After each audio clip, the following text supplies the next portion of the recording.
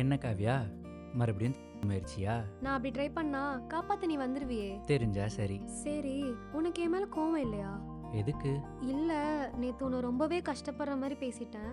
ஆனா தப்பு என் மேலதான். ஒரு பல்லு முளைச்ச சின்ன குழந்தை வாயில கை வச்சா அதை நம்ம ரசிப்போம்.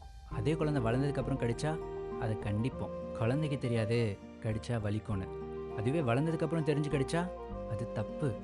அது மாதிரி தான், நீ தெரியாம ஒருத்தரை நம்பிட்ட, அது தப்பாயிருச்சு. இனிமே அந்த தப்பை பண்ணாம இருந்தா போதும். சரியா? இங்க எதுவுமே நடந்துரும்ல. சரியாதான் சொல்ற. இங்க எல்லாருக்கும் ஒரு ஸ்பேஸ் இருக்கு. அந்த ஸ்பேஸ்ல இருக்கிற வரைக்கும் அவங்க நம்மளுக்கு இம்பார்ட்டன்ட் கொடுப்பாங்க. அந்த ஸ்பேஸை இன்னொருத்தவங்க ஃபில் பண்ண வந்துட்டா நம்ம அவங்களுக்கு வேண்டாதவங்களாயிருவோம். நான் மறுபடியும் சொல்றேன், புரிஞ்சு நடந்துக்கிட்டா உன் மதிப்பு என்னைக்குமே குறையாது. நம்மளோட மதிப்பு எங்க இருக்குன்னு தெரிஞ்சு அங்க இரு.